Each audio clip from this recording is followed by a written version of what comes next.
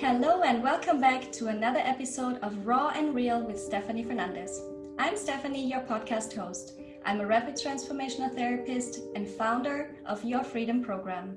I work with women who would like to take back their life, returning to themselves on their healing journey. In this podcast, we give the stage to women who overcome adversity and trauma or difficult phases in their life. Be ready to get real emotions from real people. The stories we share here are to inspire women just like you that anything is possible. In today's episode, we will be talking about domestic violence. According to the UN, about 1 in 3 women worldwide have been subjected to violence from an intimate partner. I get goosebumps just by saying that. It's a major public health problem and a violation of women's human rights. My guest today is Victoria Cuore. Victoria is a survivor of domestic violence and has become disabled due to abuse. Today, she's an advocate for survivors of domestic violence and a motivational speaker. She's also an advocate for special needs families. Hi, Victoria. Thank you so much for coming on the show today. I'm so glad you're here.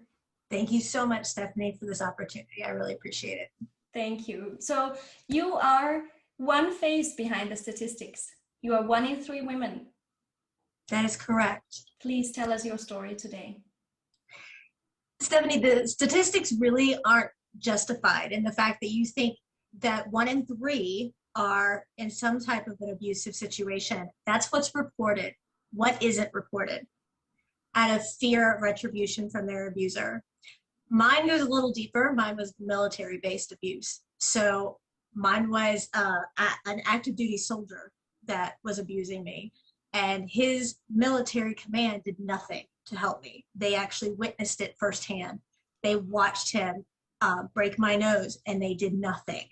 I know that not all of the military in the United States is that way. I know that, and I'm not saying for a minute anything negative about the United States military, but this particular platoon and command did nothing. They turned a blind eye.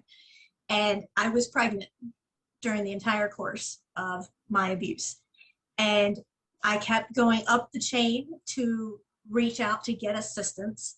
And everybody in the military turned a blind eye. They just didn't care. And I went through the advocate team of the military. I ended up learning about what's called a transitional compensation, which was never offered to me. I've had over 100 surgeries to correct what was done to me, none of which were elective. I didn't get any nip or tuck or anything of that nature. I was put into the ICU and told I wasn't going to survive. I went into preterm labor with my daughter because of it. I was in this alone. I literally was. He isolated me from everyone. Mm-hmm. It didn't start, the abuse did not start until I got pregnant. And he later on said he knew I wouldn't have stayed had he begun the abuse prior to me getting pregnant. I was in the corporate world and I traveled for work, and the way we got married and the way that we moved in together really fell within a 2-week period of got married and then shortly thereafter moved in. And then we got pregnant right away. Not planned, but don't regret it for a second. That's the love of my life, is my daughter. And the minute I found out I was pregnant, that's when he escalated. And that's when I started to realize this isn't me. This didn't just happen to me. I'm not going to be that woman. I'm not that woman. And it just kept going. I made a deal with the devil, Stephanie. I did. I told him that as long as he did not hit my stomach, I wouldn't fight back. Because the one thing you learn is that you don't fight back what you can't stop. And when he would wake me up, straddling me, punching me in the face to wake me, to tell me to go get him some water, you knew that this was not something that was just going to easily go away. I knew that I had one chance to get out and survive. I did attempt to get out once, and he shot and killed our puppy to show me what he would do to me if I left. Oh my God. So I realized then that this was much worse than most people could imagine. And whether it's 1 hit or 100, it's still too many, and it's not justified. I don't care. And what really bothered me is that people just would see me at work and they wouldn't say anything. It was like they were afraid, or I had the plague, or, you know, like I had COVID and nobody wanted to come near me because they thought it was going to rub off on them. And that's not true. And when people would come up to me, it's like, well, what did you do to make him mad? Why did you make him mad? Why didn't you just do what he wanted? And those are the things you don't say to somebody going through the situation, because we have enough on us. We have enough humiliation. We have no self-esteem. We have no self-worth. And when that is stated to us, it just makes it 10 times worse and brings us down even lower, if that's at all possible. So when this was going on, I, over the course of 8 months, had numerous breaks and fractures. I was stabbed over a dozen times.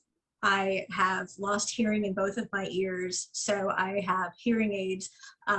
If you look, I don't know if you can see, I had 26 pieces of metal put in my face, and I had the stars on both sides. They had to replace both of my jaws, the joints. All of this is metal in my face. I have a metal shoulder, knee, foot. I have screws and pins. I'm partially paralyzed. And like, I literally went through this alone. And so I began advocating because I didn't have anyone. I had no one. And I know how painful that is. And he wouldn't even let me have ice packs. So I would lay on the cold floor because that's all I had. And when I would go unconscious, I just sometimes didn't want to wake up, but I would feel my daughter. And it was like, okay, there's more than one of us here. I need to get up. I need to move. Well, the last bad attack, they're all bad, but the big attack, he put me into ICU. They gave me a 2% chance of survival. My daughter came out of an emergency C-section and was life flighted to another hospital where she stayed for just shy of 6 months. And they told me that I wasn't going to make it. We both coded during the delivery, and I was put into a wheelchair. I was unrecognizable. I didn't want anything fixed on me unless it was life-threatening. I wanted to get to my kid. So I did. I stayed by her side.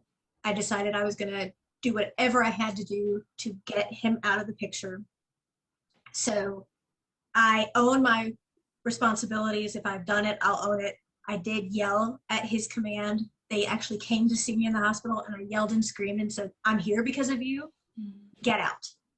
I did. I absolutely did. I own it. Who wouldn't?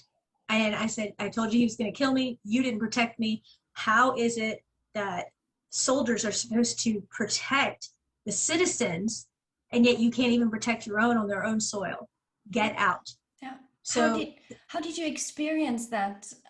You were totally alone, and then those who could have helped you wouldn't help you. How was that for you? I had no communication with family or friends. He made sure I didn't have that. He made me call once I reached my office so he could see it on the caller ID that I was there. It was incredibly lonely. It was incredibly hard. All I've ever wanted was to be a wife and a mother. That was my goal. Everything else I'd already achieved, everything. And so that baby was my gift from God. And I don't push religion on anyone. I know that I was meant to be a mom and she was meant to be mine.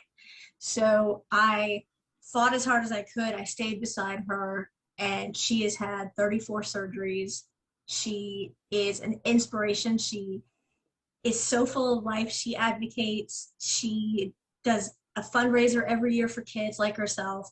And we raise between 300 and 400 brand new toys, and we distribute them to other kids. And she loves it, and she doesn't want anything back. She just wants to help. She's incredible. The greatest gift.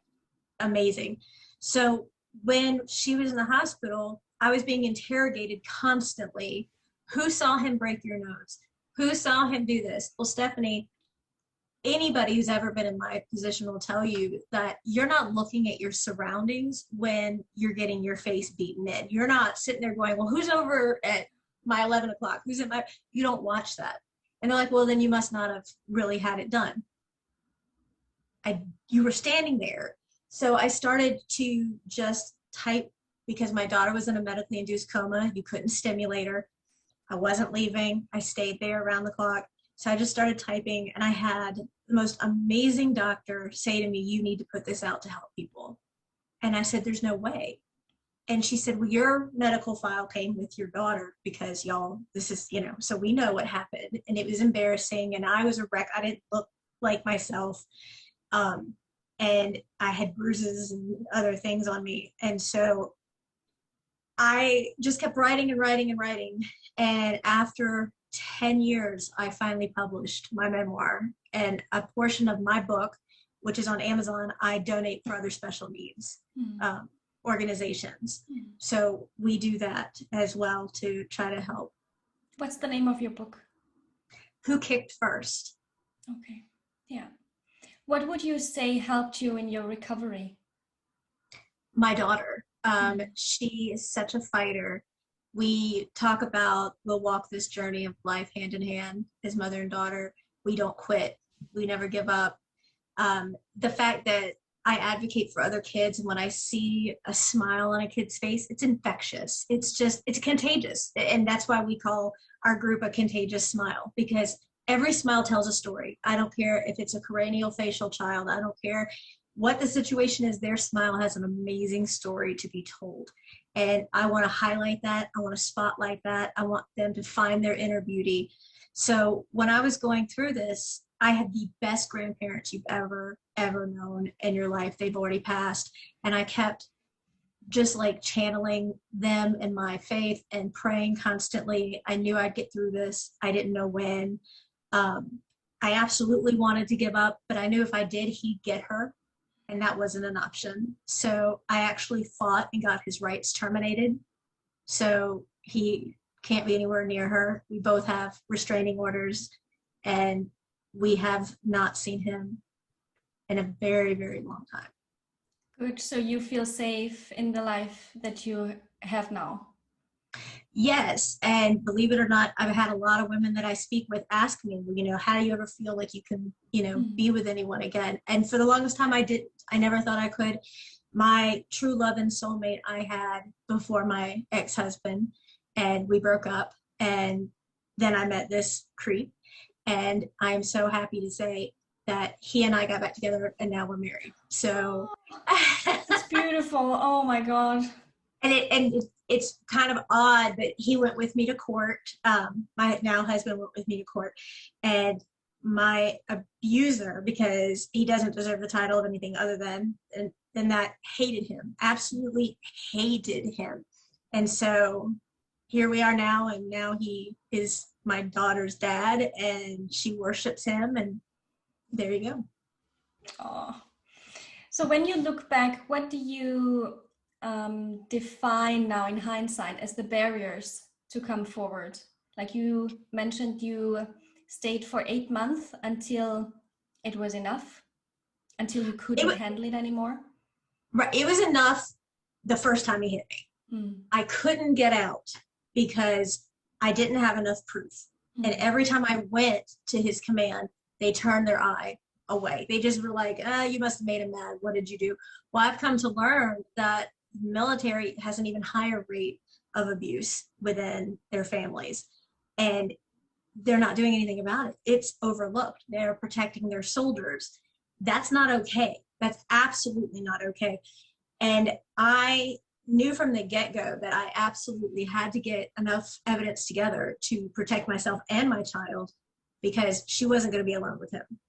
And that's what I needed to make sure. So I was working, trying to get money together so that I could get money and put it aside and be able to get out. I was working with a safety plan to get stuff together so that I could get out safely. And like I said before, when I attempted it the one time, he shot and killed our puppy to show what he would do to me if I left. So I had to get enough proof so that he could not get her, because he threatened constantly that he would get her. And I was petrified that he would. So I just had to get enough. And then I went to the civilian sector of the police, and they were just dumbfounded. And they kept saying, why do you have so much proof? Why? Well, nobody would listen to me. And I had medical documentation. I had sworn affidavits. I have photographs. I had everything you could possibly imagine. I had witness statements. And everybody, literally, Stefanie just kept saying, why make him mad? Why'd you make him mad? And I kept getting proof to say it's still happening. Nobody's helping me. I'm pregnant. What is it gonna take? And that's why I had so much proof. And then when I went to get the rights terminated, which is, I haven't checked the statistics, and I should have, but it was like 1 in 1 every 100,000 requests gets approved because they don't believe in terminating rights unless it's voluntary. And I absolutely went and got it. And it was just the best day ever because from day one, she's always been mine. She's never been his. That's my kid. Yeah. What would you recommend women who are currently in the same situation that you have been? They need to recognize the red flags. The average woman returns to their abuser 7 times on average. And they need to realize he's not going to change. He's going to tell you he's sorry, that he was drunk, he didn't mean it. Then he's going to go back to that charming, charismatic, sweet person that you fell for in the beginning, and then it's going to be the flip of the light switch again. He's not going to change permanently, you know. And I tell most women, if that's the case, why did you take 7 times to see it? Because you knew that it wasn't going to change. You don't blame fault on the victim ever, because it's not their fault. Whatever was done did not justify getting their hands put on you. It doesn't matter what it is. And I say to them, when I've talked to some women, Stefanie, that have absolutely no self-esteem, no self-worth, and I say to them, what if this was your daughter and this was her husband? How would you feel? What would you want your daughter to do? And if there's kids involved, those kids are seeing that behavior. They're seeing how their dad or stepdad or mom's boyfriend is treating that lady, that woman, the mother. And they're saying, well, it must be okay to be that way, or it must be okay to have a man do this to me. And it's not. You have to go ahead and stop it. And so start looking for those red flags. Start very slowly getting things together. Get a safety plan. I go through on my website, I teach classes about getting the plans together, how to get evidence together, how to do it, you know, where he can't find it. Mine found it a couple of different times, which I ended up going through and getting stabbed for. You just have to be very smart about it. And when you're ready to go, you have to watch for the exact perfect time to be able to go, because that is when the violence will escalate, because he'll think you're leaving. So you just really have to be smarter than him. And that really doesn't take much, because to me, that's not a man, that's a coward. If you're going to hit a woman, then that doesn't make you a man. Mm-hmm. And I've said to many, many women, if he's hit you, he'll hit those children. It's just a matter of time, and it will happen. And you have to protect your child, because that's your responsibility, is to protect that child. And you need to protect yourself, because you're worth more. You need to see your inner light, because you're beautiful and you're here for a reason. And we're going to bring that back. We're going to help bring that light back. That's so valuable. Your contribution to the community is so valuable, because as you said, you were alone. You didn't have anyone that would help you, that you could turn to in trust. I'm sure that, you know, women appreciate your advocacy and your support on that. Thank you. Yeah. Thank you. In hindsight, if you could meet your younger self, or the Victoria from back then, with the things you know today, what would you tell her? To look for more red flags. Don't jump into anything. This was the only time I ever so-called rebound, but I did the right thing. I didn't live with him until we were married, but I didn't date him long enough. You're worth more than you give yourself credit for, and you have so much to offer. I've always been into paying it forward, but not on this level, and not to this diverse group that I'm working with. You just have to follow your gut. If you feel like this is something that's not right, then listen to yourself, listen to your heart, because you are so worth it. That's why we give birth to children, not men. That's why we are able to do everything that we do, is because we are strong, and you need to find that strength and hold on to it. And if you find yourself in that situation, then listen to your heart, follow your gut, and just get out and get safe. Thank you so much, Victoria, for sharing that.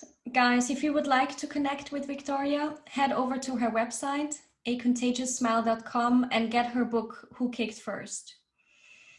I'm convinced, Victoria, that your story will give other women the strength and the hope they need to take back their life, to reconnect with their intuition and with their core strength, that they can get out, that they're strong enough to overcome this, and they are stronger than the guy that hits them. Absolutely. And if I can just say one thing, when a woman gets to that point and they say, I'm not worth it, I can't do this, I can't do this, I hit rock bottom. I didn't turn to drugs, I didn't turn to alcohol, but I was an executive in the corporate world and I had everything going for me. And then I went from that to literally almost homeless to having nothing. I am disabled now, I'm deaf now, I have metal everywhere in my body. I'm partially paralyzed, but I get up every day and I smile and I take life and I love it because I wasn't supposed to be here, and you don't take one single thing for granted. And if I can help one person realize their self-worth, then it's absolutely worth it. That's so true. I love how you just put that. Thank you so much. Guys, if you like this episode, give me a like and a review and share it with anyone you think could benefit from listening to Victoria's story. I'm sure there are women out there who need to hear that. Until next time, at Raw and Real with Stefanie Fernandes. Bye now.